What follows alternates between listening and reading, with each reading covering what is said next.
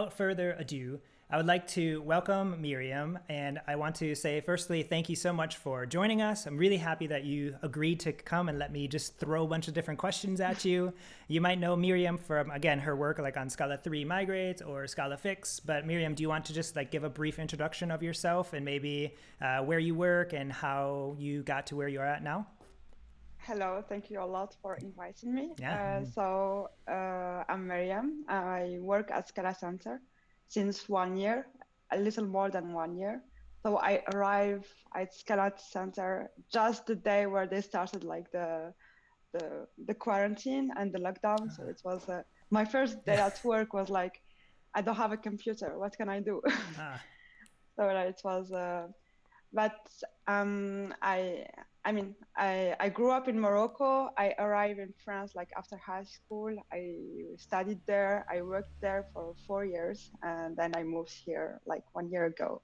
cool. So For those that might not be familiar, can you give a little explanation of what the Scala Center is and like what they do? yeah, of course. So Scala Center is have like two missions. One is educational. It's like we provide courses on Coursera and other platforms, like the functional programming part and not the late. I mean, we had this new course about learning skills that are useful for a job. And we also work on tooling, many tools, like we started metals, as Olaf said last week, and we have Scalafix. We also work more recently on SVT. And yeah, our goal is like to help the community to be like in the middle of the community and to help on all different subjects, not only on technical aspects. So, Okay. So yeah, a lot of the work that I see you work on is related to some of the tooling stuff. So, but before we kind of like dive into the very specific like tooling related things that you work on, can you give us a little bit of info about maybe how you got into programming before you kind of ever got to the Scala Center?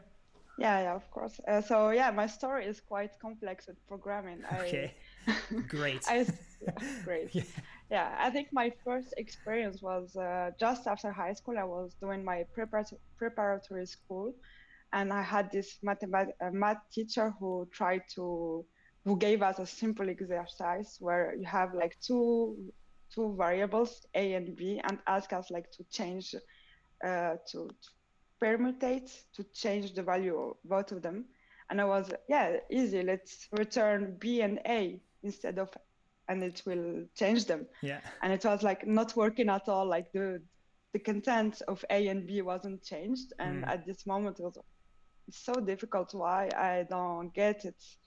And then like I started engineering school, and at this time I, I think they changed that now, but before you started learning programming with C, Mm. and we were learning short algorithm. So it was like two really complicated stuff, and it was not the best way to learn programming. Like I thought, oh, it's so difficult to deal with memory in C. I You have to understand how pointers worked, and it was like, no, not for me. But I was still like, let's try again. Mm. So and then like I started my first job, and I wasn't a software engineer. I was a system engineer, Okay. doing some network, some automation stuff, and I was writing mainly Ruby and Python. Okay. And I was really, I wouldn't say I was bad, but I'm a kind of person who can write or misspell a variable name between two lines. Okay. And and then we pushed this to the production, and then it wasn't working. I was, oh, how can you always get it right? How? And it was like, for me, people who were able to program were magicians. Like, how do they do that? They never do any mistake. So, and then finally there was a new project, and we had to do it in Scala, Okay. and it was completely different for me. Like, wow, the compiler can tell me when I write something wrong. When I make That's really when I nice. make typing issues, when I make typos. Yeah, exactly. So if a function take an integer and a boolean, he won't accept an integer then the opposite Yeah. thing.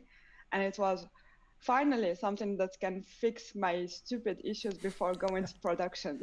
Nice. Yeah. Okay. Interesting. So What were like your first impressions of Scala? Like apart from obviously like, oh, type safety, this is great. What were some of your other like impressions that you remember having? so the syntax wasn't that easy in the beginning, for sure. But everything was, writing really small function was really nice. It was easier for me to think like that way. What is the input, what I want as a output, and then make the entire function do exactly that. So that was a new way of, I find it really easy. And there was also like this second thing that I never liked about Java.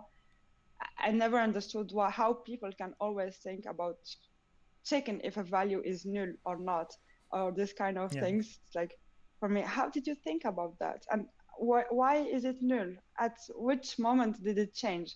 So it was quite easier for me to read Scala because there was, it is possible to write mutation, but most people don't. So yeah, I can't remember all the difficulties. Maybe the most difficult thing was future, Okay. writing, like dealing with the thread executions Yeah. and how not to write blocking future inside the same pool than non-blocking stuff.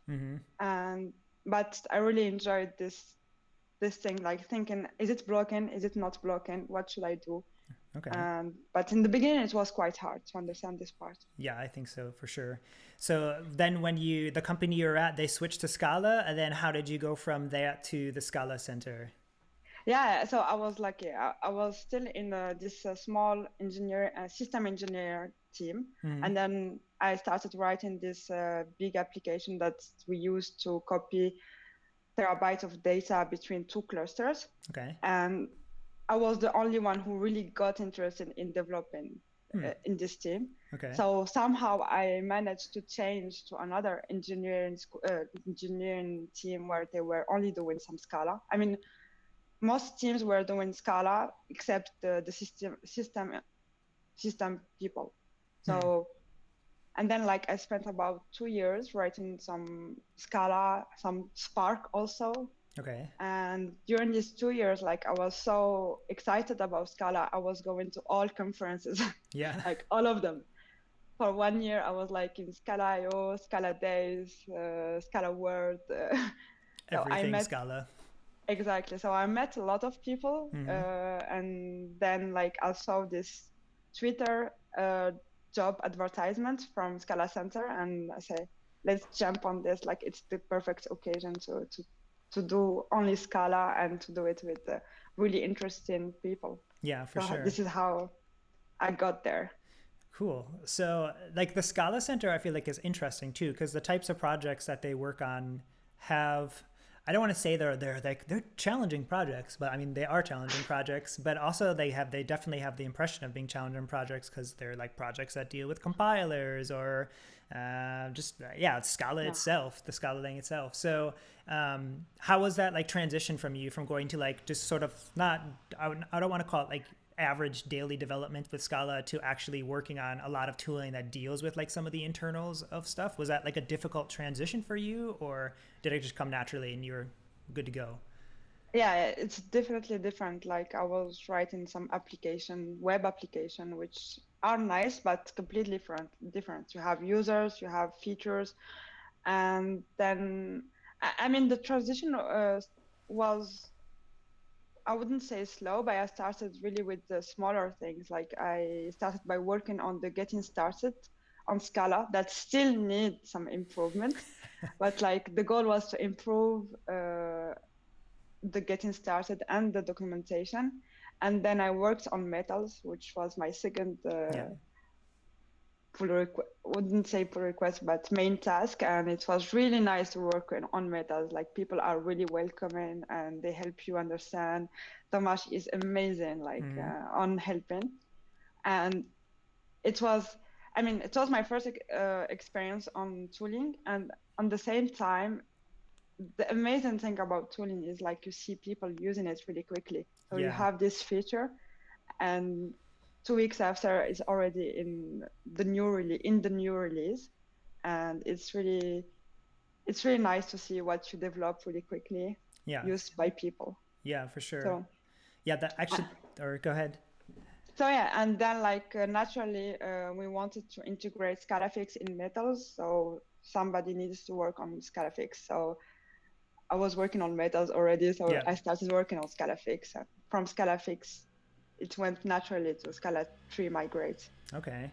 Yeah, so that's maybe like a good segue into diving into some of these tools. Which one do you want to talk about first? Scala 3 Migrate or Scala Fix? Do you have a favorite of the two? You have to This is pick one. you have to pick one. Let's start by Scala migrate. All right, so give us an overview of what Scala Migrate is, or Scala 3 Migrate is. And I know also for like people that are here, there's also a pretty cool YouTube video that you did last month, I want to say. I think so, yeah. Or that was just, did give like a kind of brief overview of it, but in case you didn't see that, yeah, give us like an overview of what Scala 3 Migrate is. So Scala 3 migrate is a really old idea. Like Olaf already talked about this quickly. And the idea is like to migrate from Scala 2 to Scala 3, there are some differences. Even if we think it's the same language, there are really the like internal differences. And one of them is the inference system. So, and this like was the first sentence they told me about, and I didn't really understand. What do you mean by a different inference algorithm? Mm-hmm. So the real thing is like in Scala 2, for example, if the compiler was like inferring a string for some value, Scala 3 compiler may infer a different type. Not for string, definitely, but Yeah. let's think about more complex types. So the idea is like, let's help the compiler, the Scala 3 compiler, by inferring all types that are in Scala 2. So he doesn't have to do anything. But if we do that, of course, the file won't be readable. Like there will be too many types everywhere. And we also infer implicit and other things that we usually don't put. So the goal is to infer everything and then make sure it compiles in Scala 3 and then remove dichotomically stuff that are not really useful or that the compiler would have inferred the same way. Okay. So usually we end up with, if you have a project, I don't think we infer more than one type per file. Okay. And it's enough to fix the issue. Is there anything else that you're removing in that situation besides like inferred types? Like, are there other things like there? Like, is there other examples of stuff that would be removed or no? No. I mean, types, we don't remove anything. We add in memory types. Okay. And then we remove them, and we only keep, somehow actually we only add some types to help the compiler. Okay. So this is so I was like working on that, and then like Olaf was, I called Olaf to have his point of view, and like we tried the project together. And one of the main blocker in the beginning with this project is like you needed first to migrate your build by yourself. And for me, I knew it was a blocking task, but this is exactly what people do all the time from 2.12 to 2.13. It's tiring. It's not really exciting, but people are used to do it. And he told me, yes, they are, but if you want your tool to be used, and if they need like to spend one day just migrating their project build, they won't use your tool. And I say, okay, like I agree with you. Like every time I have to try my own tool, I spend like half a day just migrating all the library dependencies, all the Scala C options. So we decided to add like 2 additional steps that migrates the libraries. Okay. I mean, help migrating. People think sometimes that it will modify your build, but it's really hard to modify a build file. Yes, just so to clarify, when you say migrating your libraries, do you just mean like changing the versions and like the tag on your version for your dependencies, or what do you mean by migrating your dependencies? So yeah, the goal is to verify if there are just changing the version, Ah, okay. usually, Okay. or the cross version, Okay. one of them. Okay. So So, and it does it do that by just like checking to see if that library is published for that version, like using Corsair or something, or like how does that work behind the scenes? Like how does it do that? yeah, the idea is like to do it. Yeah, first it check if the library is already published for the Scala tree version, and if it's not, it checks if it's a macro library, because we know macro libraries cannot be used in Scala tree. Okay. And then if it's not a macro library, it can tell you can use safely 213 if you're an application, not a library. So it gives you the right syntax to modify your build. Okay. And how does it know if it's a macro library? Is there like a lookup list that you have of common macro libraries, or can it like intelligently say like, oh wow, there's a macro in this file. We can't do this one. So this can be improved, but right now we have like a hard coded list. Uh-oh. Am I like pulling the blinds up of the areas you didn't want to talk about in this? No. I mean, there is a way, but I mean, there is no way except if you download the library and check if there is a macro word. Sure. So yeah. Okay. Maybe we will do it, but like I'm afraid it will like download too much. Yeah, for sure. Okay. And then I also saw when I was looking through it that there's actually a Scala Fix module as well. So does it use that module to actually rewrite any code in your project, or no? Or like what's the Scala Fix module for? So the Scala Fix module is the most complicated part of this. I think it's what adds all the types.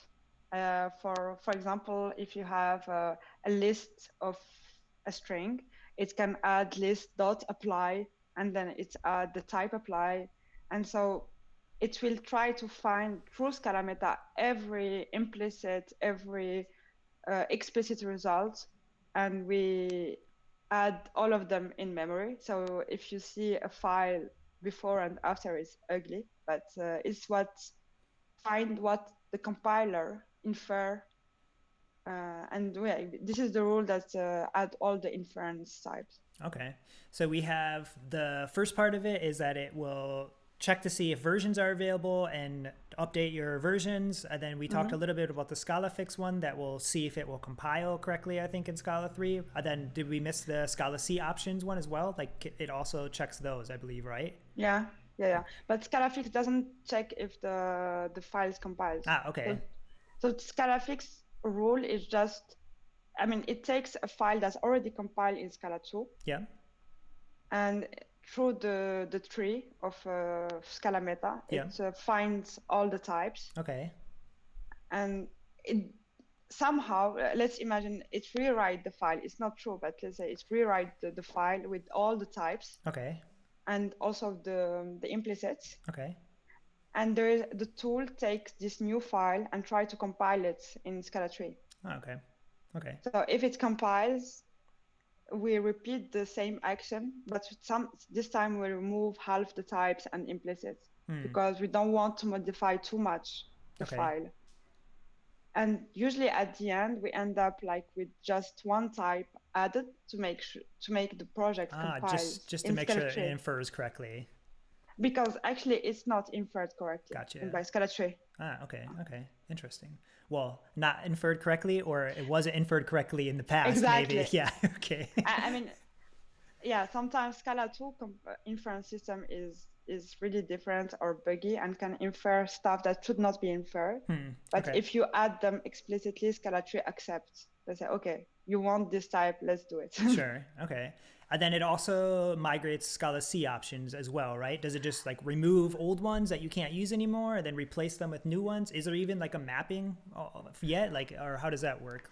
So so for Scala C option is still like, it doesn't modify your build. It just tells you this list is compatible. This list have to be renamed, and this one doesn't exist anymore. So if you don't modify the Scala C option, it's like the compiler, the Scala 3 compiler will warn about it, but won't like crash. If except if you have X fatal warnings. Yeah. But need to remove this, I think, Okay. during the migration. So there's no way to do that except by encoding the entire logic. Like I read for days all the Scala C options that are available. I read the others. I tried to find what changed. Yeah. So and then I wrote that in a function. So what was the like main reasoning behind, like, because you mentioned a couple times that it doesn't change your build, right? Like it doesn't. No. So No. like, because you mentioned a little bit about users wanting to have help migrating their build in general, or they're not going to use your tool, right? So Yes. So what was the reasoning behind not having it actually change your build definition? Or was it just like there's too many like things that can go wrong with that? Like, yeah, what was the reasoning to like stop at that point? So I think for a build file, you don't have a semantic understanding of the file. So Okay. you don't know where is the version. You can only like have a static, tokenize the file and modify it. So, and not all people write the version just next to the library. Yeah. Sometimes they write it in another file, and it's really hard to know where you can change it. Okay. And moreover, you don't know if people want to cross published or cross compile their library. So there is two ways. You can have like two branches if Scala 2 do that, if Scala 3 do that. Yeah. So it's really hard to modify a build.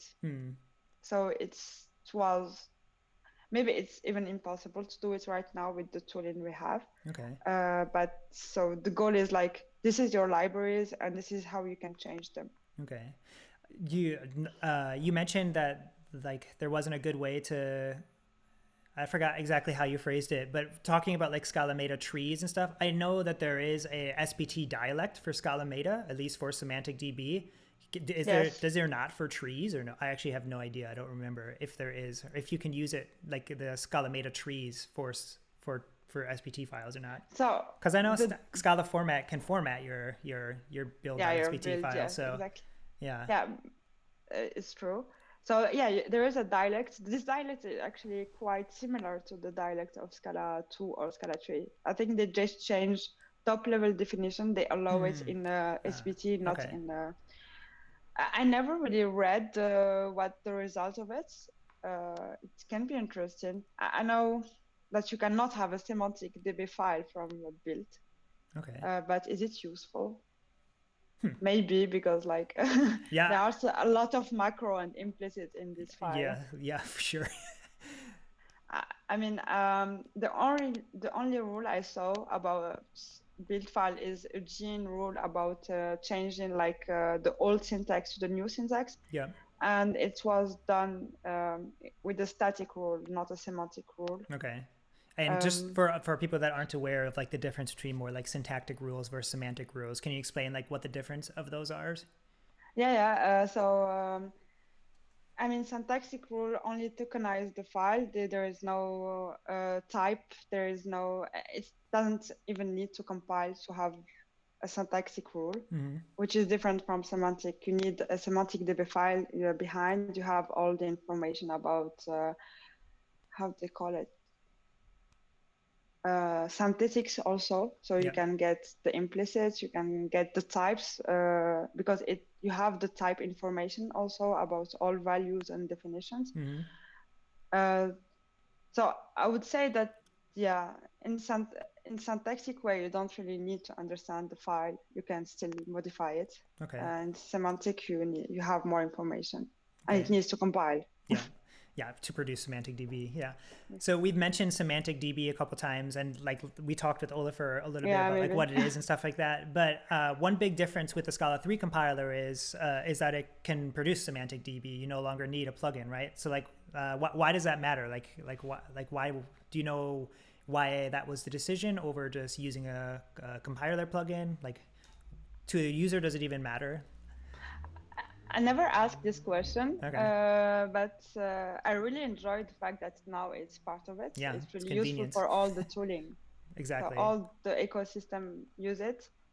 And the good thing is like, I mean, a for example, Scalafix can read easily Scala 3 code, and it doesn't even need to compile in Scala 2 because Semantic DB really evolve and add more stuff to the syntax without. I mean, there are many things I guess about Semantic DB. It understands Scala 2 the same way than Scala 3. I think there are also it's also possible for other language to have semantic. Yeah, I know at SourceGraph they are working on LSFI Java, which is a project that has a Java plugin which can produce Semantic DB from Java as well. So that's really nice. So Yeah. maybe we will have one day an understanding of all the languages with the same way, Yeah. and that's really. I want to hypothetically say that might be something that people are trying to work on in Metals is like get Semantic DB produced for your Java sources as well. So then instead of having to like migrate or like jump to a definition from Scala to Java, and then you're sort of just like stuck, you can still keep jumping around if you want to, because then your Java sources would be producing Semantic DB. Yeah, I think this is the main like advantage compared to tasty files, because like Yep. Scala 3 have tasty files that have a lot of meaning, that have all the information about the code. Yeah. But it's not cross languages. It's not even cross Scala 2 and Scala 3 language. And so for those that aren't familiar with Tasty, can you give us a rundown of like what Tasty files are? I never read anyone, but I knew of okay. Tasty file. But yeah, it's the new format that Scala 3 code produce. Yep. But I never read it. I mean, I've seen some of them open, but Okay. I don't know. I cannot say more. No worries. Okay. So one of the things that I thought was pretty interesting, especially when you start talking about like migrating your build definition, like Scala 3 migrate has like a core library you saw, but then also like the way you are going to use it is via an SBT plugin, right? Yes. So is there any way for like Mill users or Gradle, Maven users to also benefit the logic that's in core, or is it like only for SBT at the moment? So yeah, right now it's only for SBT, but we try to put all the logic in the core, and we will see that if we develop a Mill plugin, it will be a good test to see. But we have some Java interfaces that, I mean, since SBT plugin are only in 2.12 and the code is written in 2.13, we have this Java interface to interface between the plugin and the code. And normally if you implement if you need to give some information, but the class path and the Scala C option, normal stuff, and you can use Scala Migrate easily. So I think it should be okay to implement. I mean, you just need to know how to get all this information from Mill or other build tools. That should be fine. Okay. On that note, what build tool do you use, and what's your favorite build tool to use, and why? I use SBT. Okay. I mean, I used before Maven, but it was really difficult for me to understand. But I think it's not only Maven fault. I wasn't spending too much time to understand how it works. Yeah. I had, I mean, working in Scala Center, there are so many people that know more about SBT, so it's why it was way easier to understand how it works.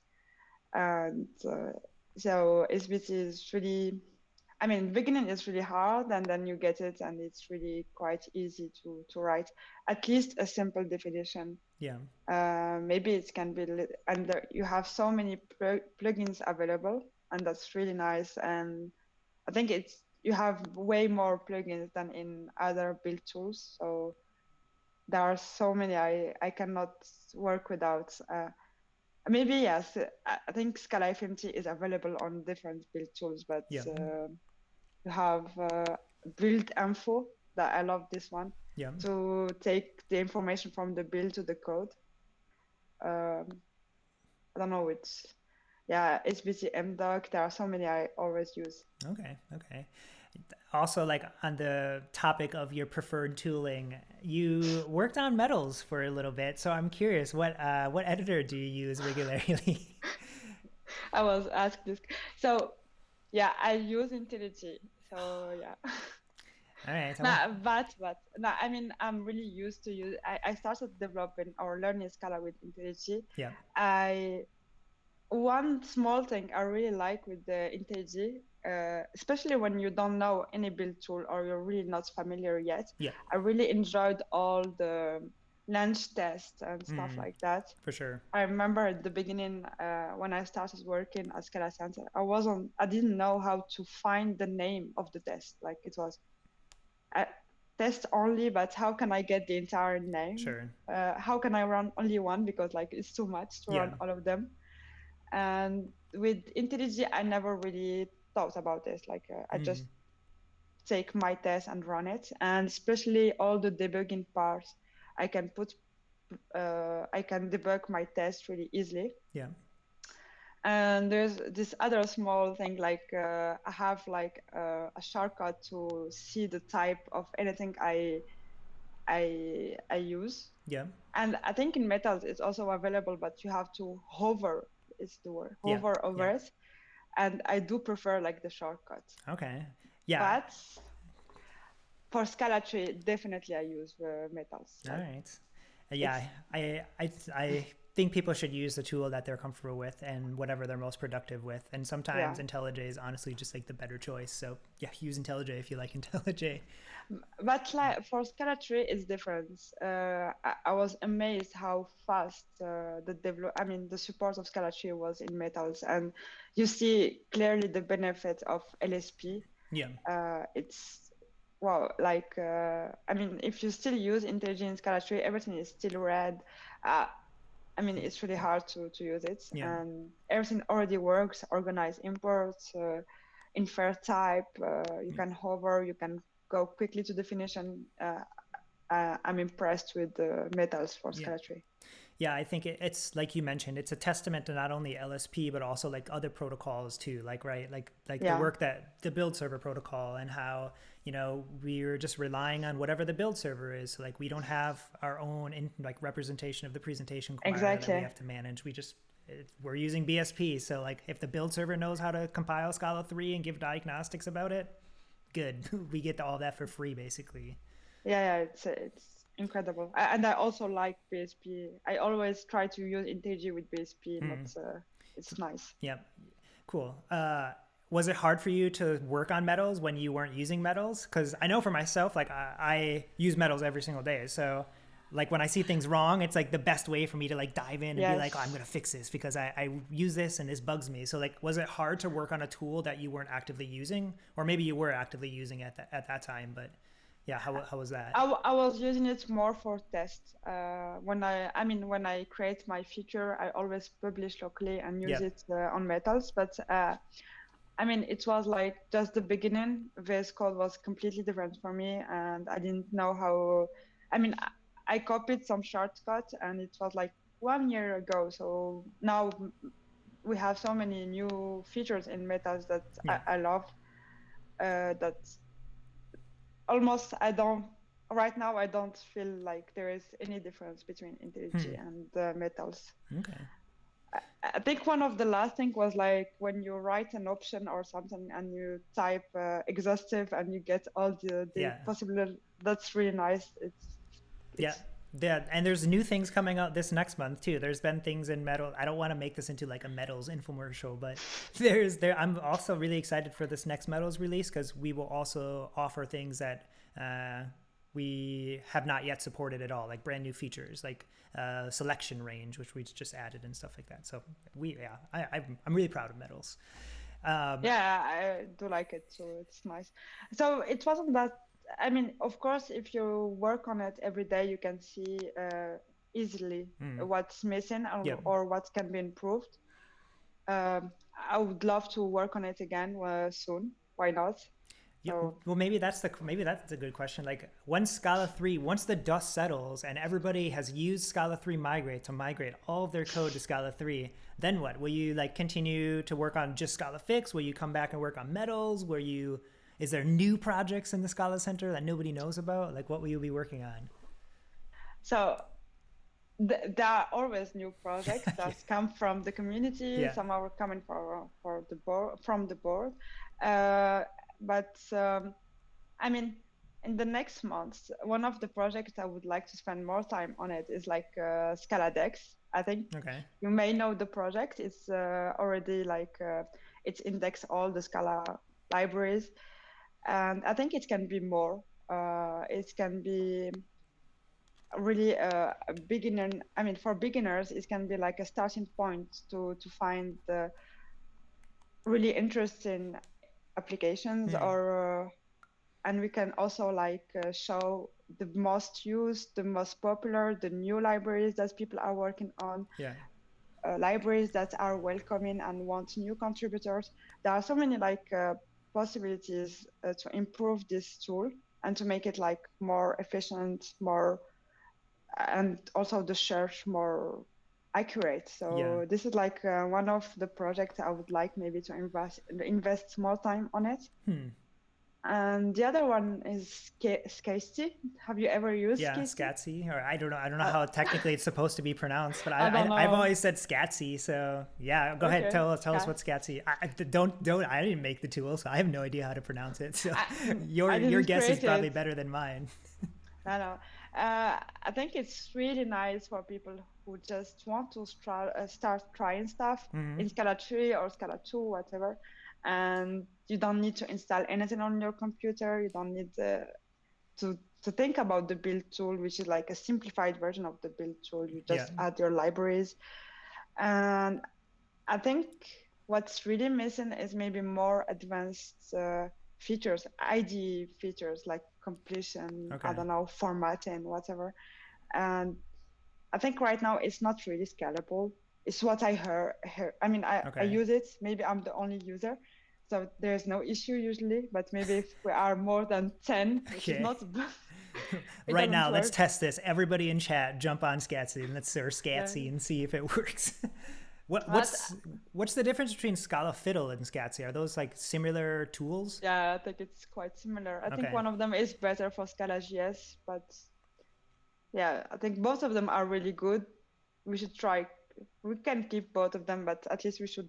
I think Scatsy is a little nicer in the UI than Scala Fiddle, but both of them have been created, I think, at the same time. So it happens.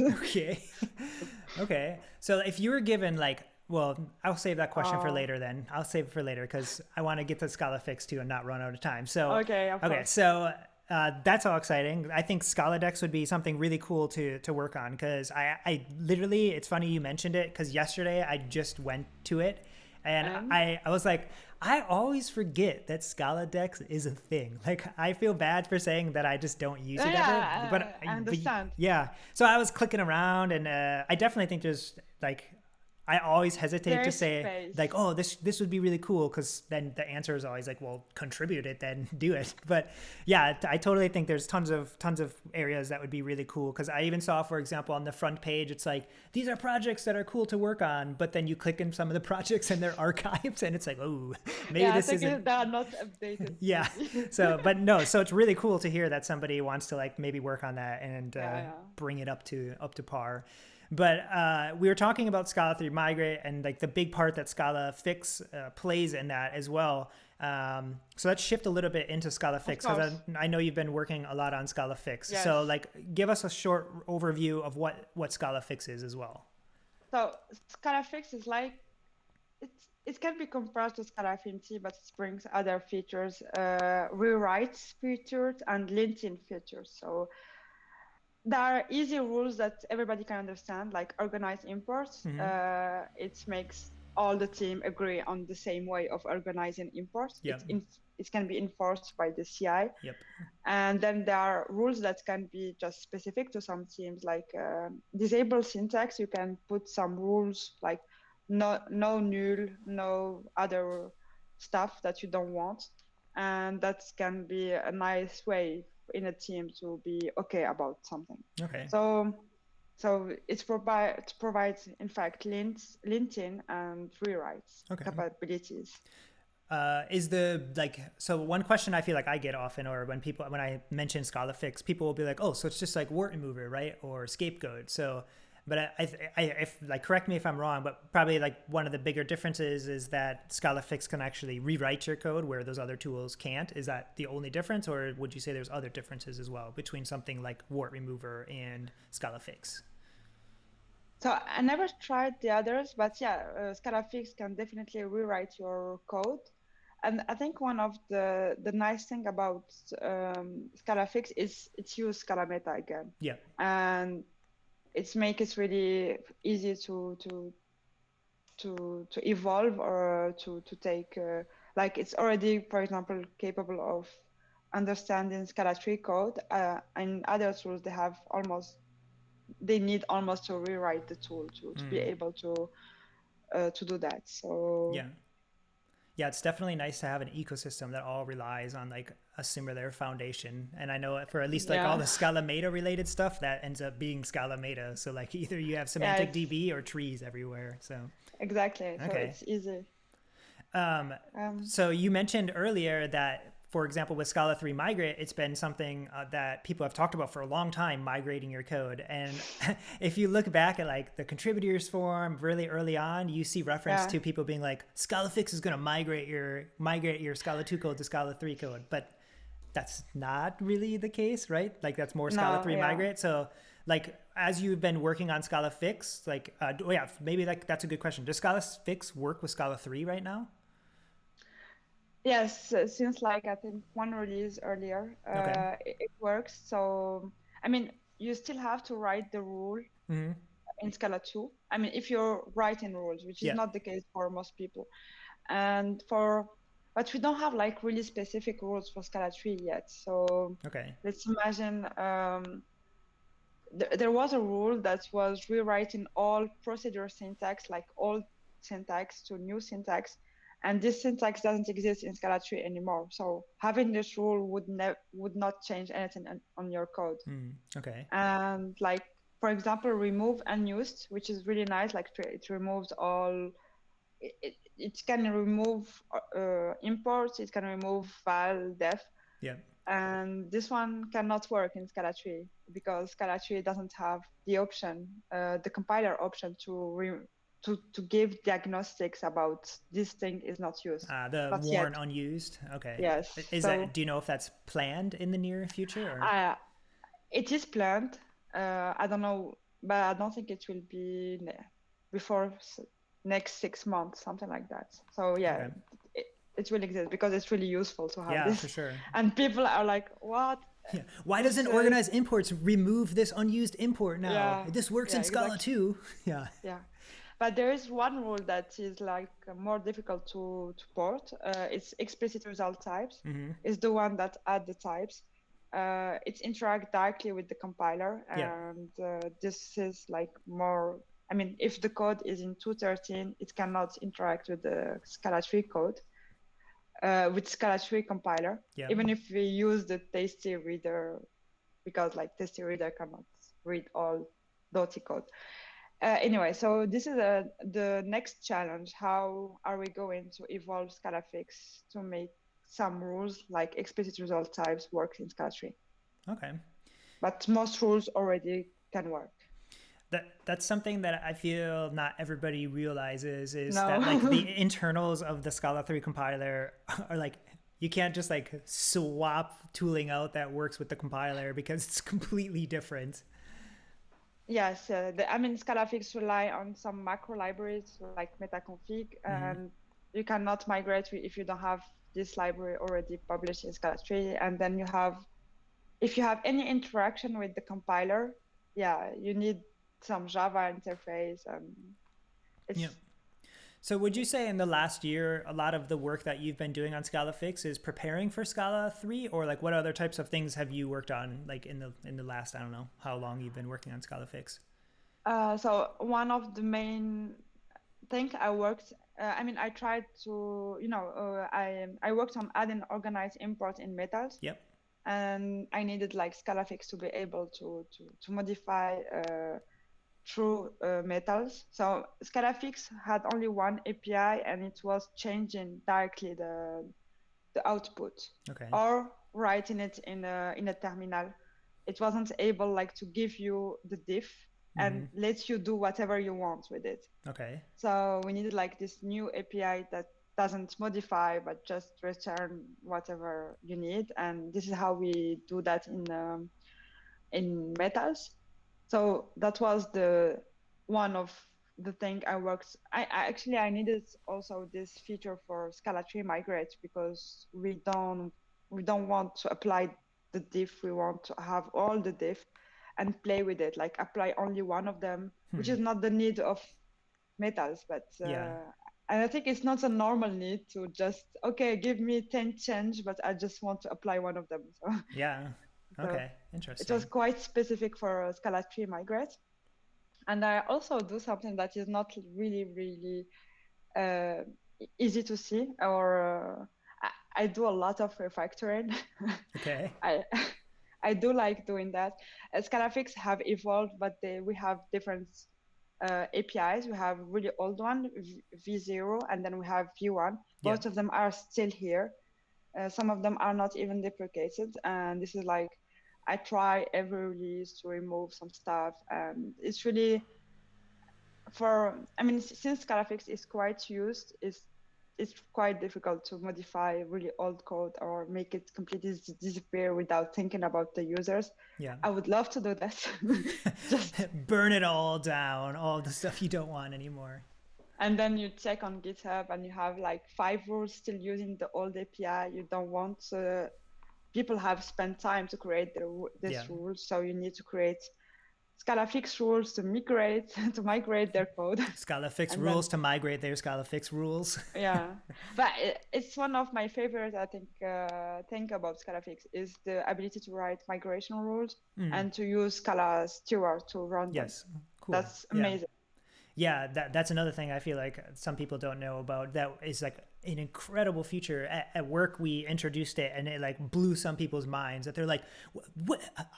How does this change? Like, how does it change my code?" Yeah, it's great. It's really killer feature. It allows to really at least evolve our code or libraries code really.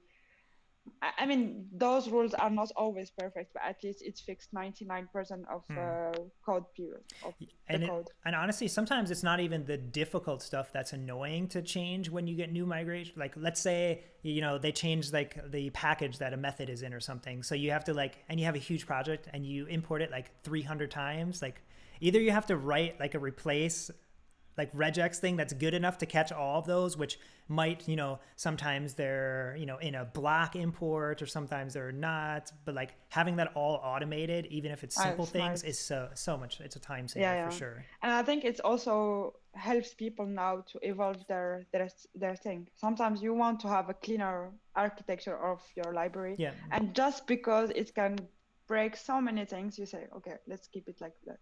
Yeah, so for it's sure. nice to be able to do it. Well, I think people probably appreciate that you're being careful not to break compatibility when I feel like there's also libraries that are just like, let's just rip this out and push a bug fix release. And people are like, why did you do that? Yeah, we try not to do that. Like yes. I understand that it can be like so annoying for people and it can completely make them stop using your library, which I completely understand. For sure. So after all this time of like working on Scala Fix and working on Scala 3 Migrate, like one thing I noticed on your Twitter profile is that you have an interest in functional programming, you say it, but I know like Scala Fix is not like a super functional code base. So like, how do you scratch your itch of like functional programming if you're working in tooling that's maybe not written in that manner? So I think I evolved a lot about this point. I still think it's really important that the code is quite readable. And this is like what I appreciate the most in metals. It's so easy to read. It's so easy to modify. It's make the code evolve really quickly and easily, which is like the main thing about a program. If you can't evolve it, it's like there's no reason to write it. I still really enjoy functional programming. I would love to do more one day, but I think I just kept the most important things about functional programming: readability, having not small functions, not try to put all side effects in the same place, not everywhere in the code. Yeah. So I think I kept only the main important things, and I think one thing I really learned by working on other code base with other people is like features also matter. I mean, you need also like there are different ways of writing code, Yeah. and it's not it's not, you cannot just come and say this is not the right way. This code have been used, this code is used by so many people, and there is like, you need to show respect for other way of thinking and other way of writing that are different, but can be quite, if you see the Scala Fix API, it's really awesome. It's really easy to use. People can write rules really easily. And maybe the most important thing is like how you write your API, how you provide, how you make your code easy to evolve, more than what you use, which library you use, and this kind of stuff. Yeah, that's a really good point. I find it really interesting too that there are like, this is, and maybe an obvious thing, but that there are so many different styles out there that also are kind of coexisting in some ways too, right? Because like I think of some of the Lihawi libraries that a lot of Scala Meta relies really heavily on, and they're written in like a very specific way. And then Scala Fix is written in also like probably a different, very specific way. And then like you mentioned, Scala Steward, which I don't know if you've ever looked at Scala Steward code base either, but I really like the Scala Steward code base either, even though it's like way different, not the kind of code that I write. Like I'm not super into crazy functional code, not that it's crazy, but I can understand Scala Steward when I read it, and I'm like, oh, this is really nice. So it's cool to see tools that are using each other, that are written in completely different styles, that are all still like extendable and like readable and understandable. So it's really neat. Like I really like that. Yeah, it shows that there is not only one way to write good software. Yeah, and especially at the end of the day, if you have thousands and thousands and tens of thousands of users, I mean, you can make the argument that obviously like the style of code sometimes does matter, but yeah, for sure. It can of course help. It's important to have easy code. Yeah, I think this is the goal, to have as easy as possible, and refactoring is one of the main, I think, tool to achieve that. Is like always try to improve the code to make it easier. That's like maybe a good question for you as well, right? Like using writing Scala Fix and working on Scala Fix, do you find it harder to write? Like, I don't know how many rules you've written, or if you help people write rules, but is it harder to write a Scala Fix rule for a more complex code base than one for a simple code base? Definitely, I think Scala rules are not easy to write. I don't know if somebody find them easy, but they're like.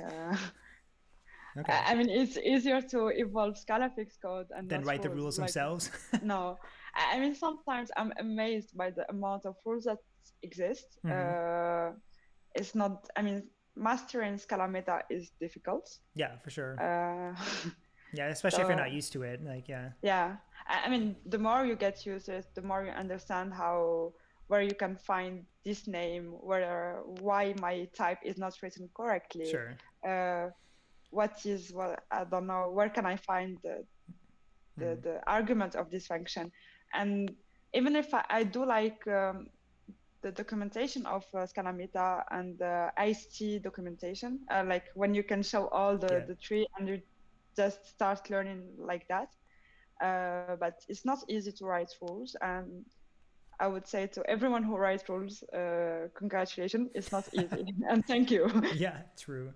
Yeah, it's sometimes difficult to jump into understanding like the Scala Meta syntax trees, but the same can probably also be said for like presentation compiler trees. They're also not the easiest to understand. So if you're not familiar with them, so yes. Like looking forward in like the next 6 months, like what do you see changing in Scala Fix? Like, is there any other big changes in the horizon, or will it sort of, now that it's being used by Scala 3 Migrate, it's being used by Metals, will it sort of like slow down a little bit? I mean, one possible thing is like to completely compile Scala Fix in Scala 3 and allow people to write the rules directly in Scala 3 for Scala 3. I think it can be really, really nice for metals, for example, to have those rules applied for old, like remove the old syntax. Like I think for import you have dot underscore that Yeah. can be changed to. So we can have like a bunch of rewrite rules that Okay. run all the time, because even if you won't be get used to write the new syntax as quickly as we think, Yeah. and then you don't want to do reviews about you should not write this, you can write it like that, if then, or stuff like that. So this can be really nice. And yeah, making Scala Fix compile in Scala 3 will take some time.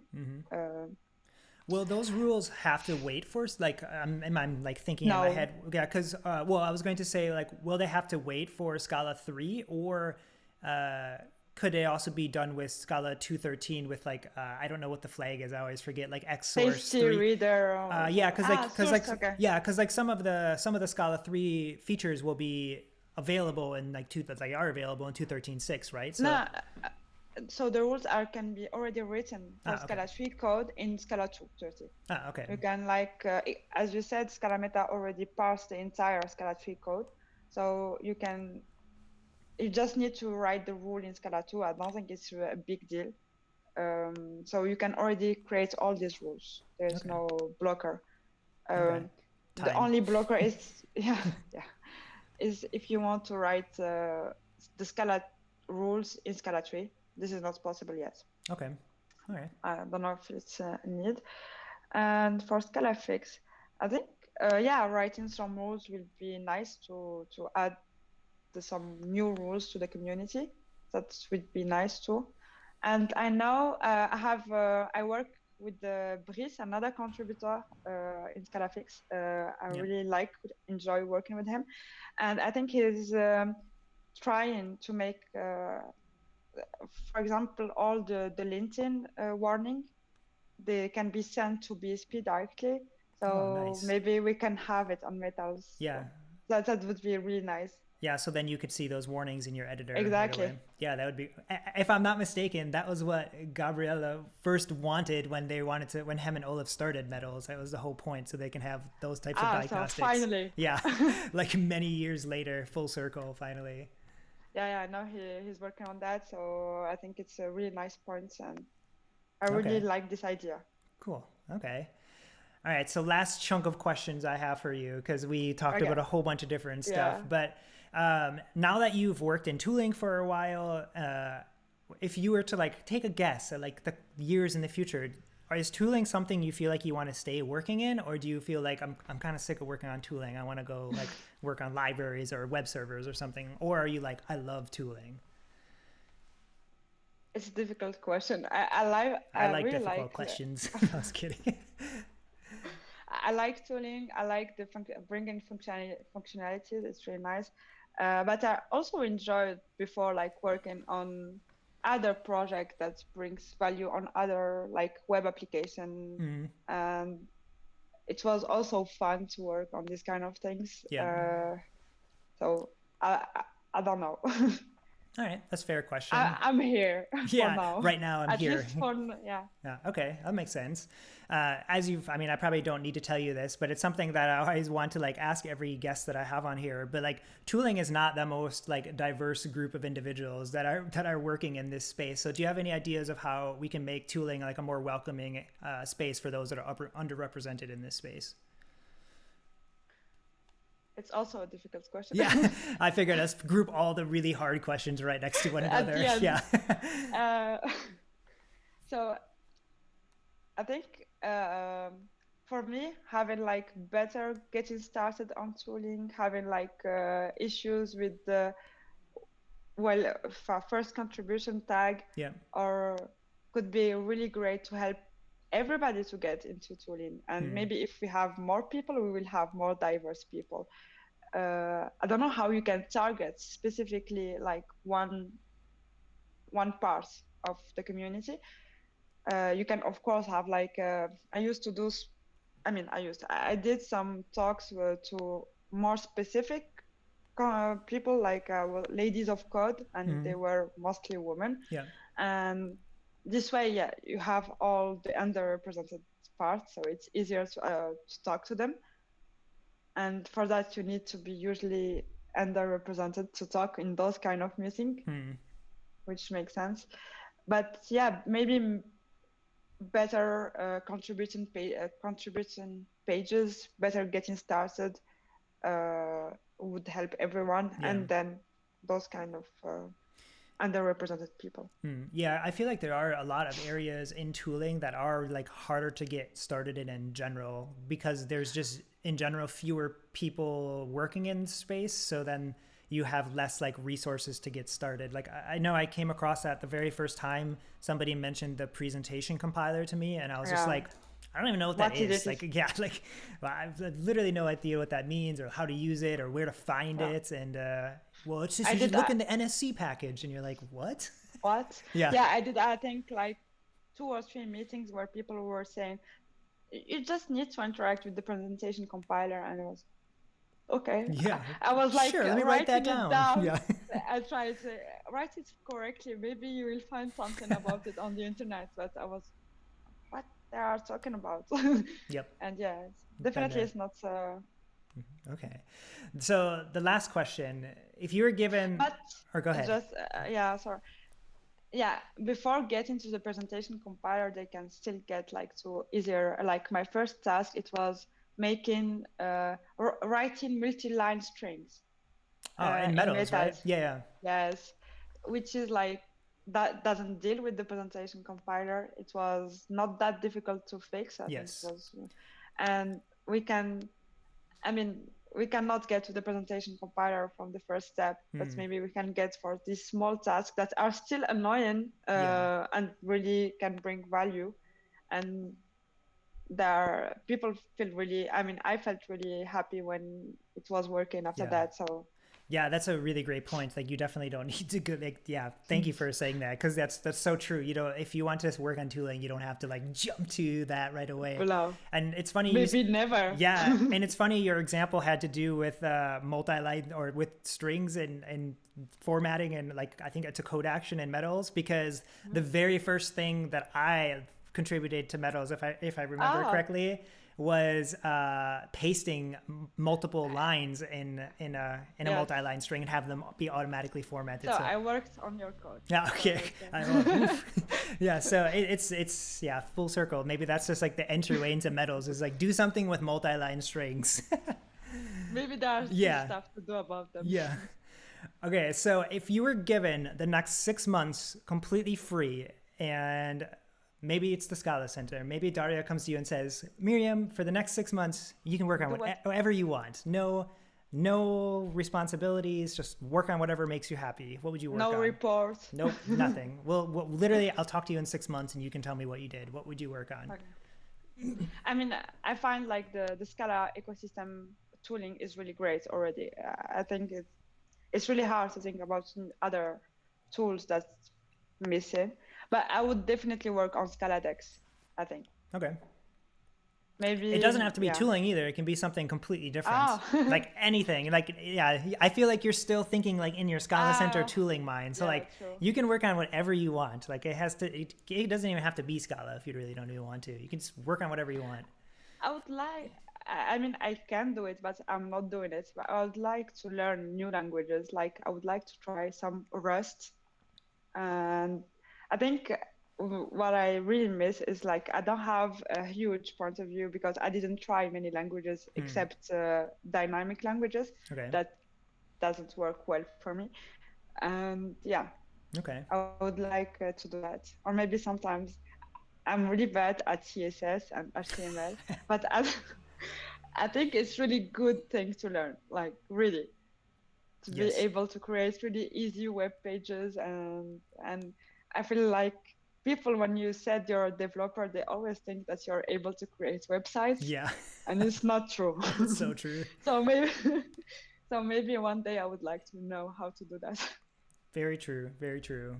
Cool. Well, we're over time, but I wanted to thank you again for being so willing to just answer a bunch of questions about the stuff you've been working on.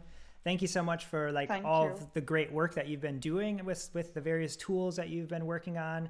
I know the community really appreciates it. So like, thank you again for coming in and being a guest. I really appreciate it. Thank you too. It was really nice to talk to you. And still, I was stressed, but thank you too. I hope that it wasn't too stressful for you, that it was just No, relaxing. it was really nice. Cool. Thank you. Yes. So one other thing that I wanted to do was this next month, I always try to like introduce the next guest at the end of the first one to give people like a little bit of a preview. So I'm really, really happy to announce that next month I'll be doing an interview with Justin Kaiser, who you may know from his work on IntelliJ, the Scala plugin for IntelliJ. So yeah, I'm really personally excited just to sit down and chat with him on talking about not only like IntelliJ and SBT tooling with IntelliJ, but also things like the build server protocol. So come hang out next month. It'll be really fun and exciting to pick his brain and to get some information about what's going on in the IntelliJ Scala world. So thank you again, everybody else, for coming and hanging out with us. Again, every month we'll be doing an episode of Tooling Talk, so you can come. I'll be interviewing somebody. Feel free to ask questions. And yeah, I really have had fun doing this. So thank you again, Meriam, for doing this. And thank you everybody else for watching. And that'll be it for tonight. So have a great rest of your night or day, depending on where in the world you are. But thanks again for coming and hanging out with us. Thank you.